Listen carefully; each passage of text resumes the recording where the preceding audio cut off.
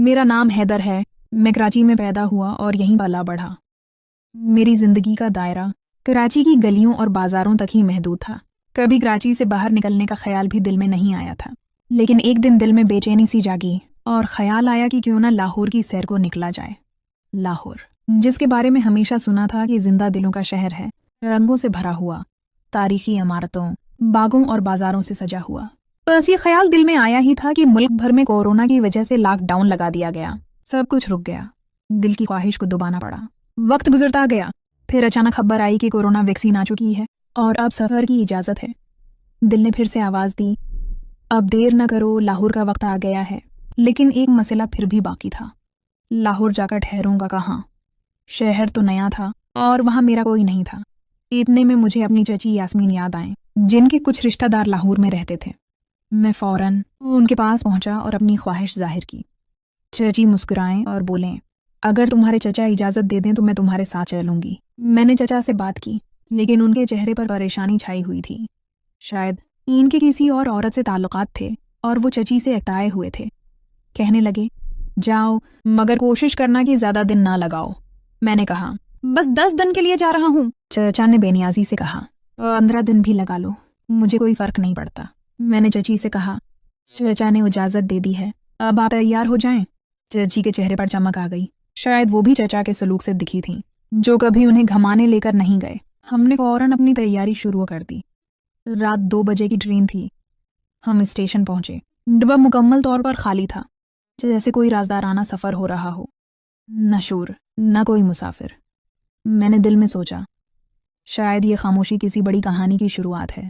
Train میں چچی نے مجھ سے پوچھا، لاہور کیوں جا رہے ہو؟ میں نے کہا، بس دیکھنا چاہتا ہوں لاہور کیسا ہے۔ چچی نے کہا، میں تمہیں اپنے رشتہ داروں سے ملواؤں گی اور لاہور کی سیر بھی کرواؤں گی۔ یہ سن کر میں خوش ہو گیا، کرائے کے کمرے کا خرچ بھی بچ گیا اور لاہور گھومنے کا انتظام بھی ہو گیا۔ میں نے سونے کا بہانہ بنایا تو چچی نے کہا، میں اکیلی نہیں سوتی، تم میرے ساتھ سو جاؤ۔ ہم ایک ہی برتھ پر سو گئے۔ کب آنکھ لگی، کب لاہور آ گیا، پتہ ہی نہ چلا۔ لاہور اسٹیشن پر چچی کے رشتہ دار ہمیں لینے آئے۔ ان کا گھر 3 منزلہ تھا اور مہمانوں کے لیے نیچے ایک اشادہ کمرہ مخصوص تھا۔ وہاں پہنچ کر ہمارا پاک استقبال کیا گیا۔ چچی کی خالہ، ان کے 4 بچے، سلمان، عمران، سیدرا اور ایک نہایت خوبصورت لڑکی ملائکہ سب موجود تھے۔ جیسے ہی میری نظر ملائکہ پر پڑی، دل دھڑکنے لگا۔ بڑی بڑی آنکھیں، گورا رنگ اور ایک خاص کشش۔ چچی نے میرا تعارف کروایا، یہ میرا دیور ہے، ابھی کنوارا ہے۔ ملائکہ کی آنکھوں میں ایک چمک تھی، لیکن سوال بھی تھے۔ شاید چچی کے قریب بیٹھے ہونے کی وجہ سے وہ کچھ اندازے لگا چکی تھی۔ ہم کمرے میں گئے تو چچی نے مسکرا کر پوچھا، کیسا لگا لاہور کا ماحول؟ میں کچھ بولنے ہی والا تھا کہ ملائکہ اچانک اندر آ گئی۔ وہ ہمیں گھور رہی تھی۔ چچی نے فوراً کہا، یہ میرا دیور ہے اور یہ لوگ ہمیں جانتے نہیں۔ لیکن ملائکہ کے شک ختم نہیں ہوئے۔ اس نے چچی کے کان میں کچھ کہا، جس پر چچی نے جواب دیا، میں تمہیں خوش کر دوں گی، فکر نہ کرو۔ میں نے سن لیا لیکن چپ رہا۔ یہ سب دیکھ کر دل میں ایک عجیب سی کھچاؤ، کشش اور تجسس پیدا ہو رہا تھا۔ کیا ہونے والا تھا؟ ملائکہ کا رویہ، چچی کی باتیں اور ایک نیا شہر، لاہور کی ہوائیں شاید کوئی راز اپنے اندر چھپائے ہوئے تھیں۔ چچی یاسمین کے ساتھ لاہور کا سفر تو جیسے ایک خواب کی طرح شروع ہوا تھا، لیکن اب وہ خواب ایک ایسی حقیقت میں بدل چکا تھا جس کی تہیں گہری تھیں اور سچائی زہریلی۔ ملائکہ کی باتوں نے میرے ذہن میں بھونچال برپا کر دیا تھا۔ وہ کہہ رہی تھی کہ وہ ماں بننے والی ہے، اور یہ بات چچی یاسمین کے لیے ایک دھماکی تھی۔ چچی مسلسل پریشان تھیں، ان کی آنکھوں سے خوف صاف جھلک رہا تھا۔ ان کی زبان بند تھی، لیکن دل میں ایک طوفان تھا۔ اگلے دن خالہ نے بھی کچھ محسوس کر لیا تھا۔ وہ بار بار ملائکہ سے سوالات کر رہی تھیں اور ملائکہ ہر بار کوئی نیا بہانہ بنا دیتی۔ کبھی کہتی طبیعت خراب ہے، کبھی کہتی بس تھوڑا سا سر چکرا رہا ہے، لیکن سچ وہی تھا جو وہ مجھ سے کہہ چکی تھی، میں تمہارے بچے کی ماں بننے والی ہوں۔ میرے دل میں کشمکش تھی، نہ میں ہاں کہہ پا رہا تھا نہ انکار۔ میں صرف حیران تھا اور خود کو کوس رہا تھا۔ ملائکہ کی نظریں مجھے مسلسل یاد دلا رہی تھیں کہ میں بھی اب ایک ذمہ داری میں بندھ چکا ہوں۔ اس کے چہرے پر کبھی ہنسی، کبھی طنز، کبھی خاموش دکھ نظر آتا۔ چچی یاسمین کی حالت بدلی سی ہو گئی تھی۔ وہ اب مجھ سے زیادہ بات نہیں کرتی تھیں، اکثر گم سم رہتے ہیں۔ شاید انہیں ملائکہ سے زیادہ خود پر غصہ تھا، یا شاید مجھ پر کہ میں ان کی موجودگی میں کسی اور سے اتنا قریب کیسے ہو گیا۔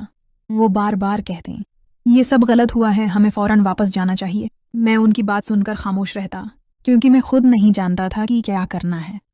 ملائکہ ہر دن میرے قریب آتی، باتوں باتوں میں مجھے احساس دلاتی کہ اب میں اس کا ہوں اور اسے چھوڑنا میرے بس میں نہیں۔